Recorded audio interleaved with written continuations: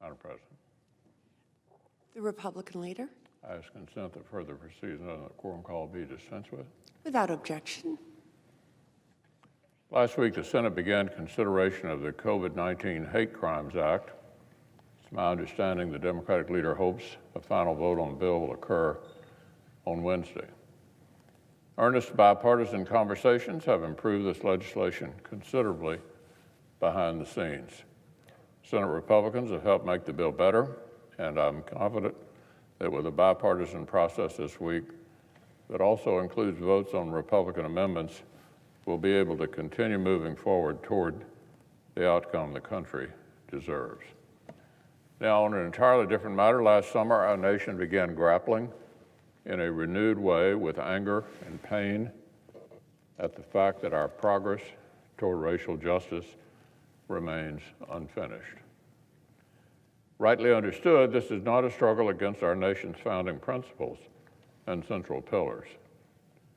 Rather, it is a journey to make America even more faithful to itself, to ensure that life, liberty, the pursuit of happiness, and equal justice under law are indeed the birthright of every single American.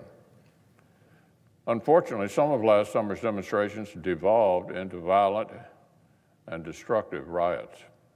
Small businesses were looted, civic monuments were defaced, and government buildings attacked. Not just insults, but rocks and Molotov cocktails were thrown at the good men and women of law enforcement. These were efforts to use violence and disorder as a political tactic to influence or overrule our democratic processes and our justice system.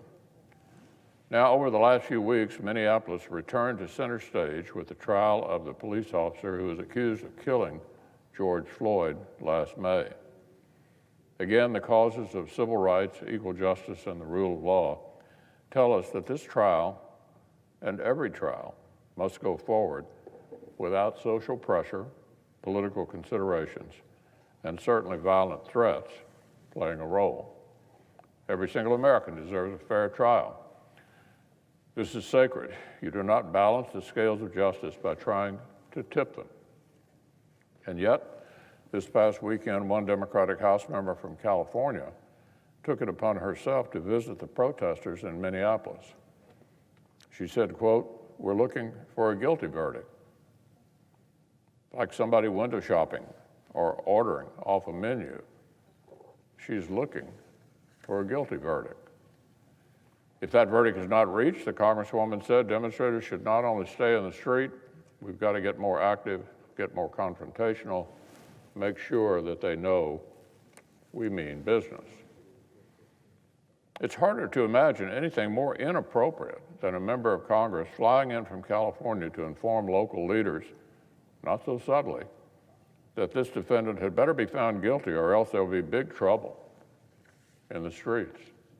Again, so much of our nation's quest for civil rights and equal justice has been the fight to get rid of extrajudicial violence, to get rid of rigged trials where the outcome was molded by public sentiment or angry mobs. It's beyond the pale for a sitting member of the United States Congress to look at what happened last summer and imply there should be some kind of a sequel if a legal case does not unfold as she thinks it should.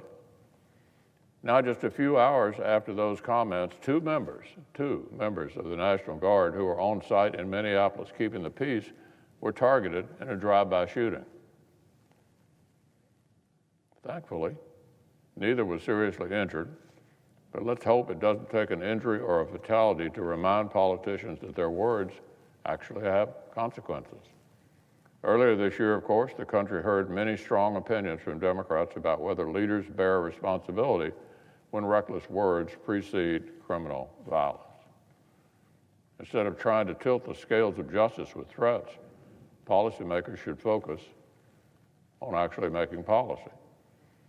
Last year, Senator Tim Scott and Senate Republicans tried to pass legislation that would have expanded body cameras, increased transparency in policing, and finally made lynching, at long last, a federal crime.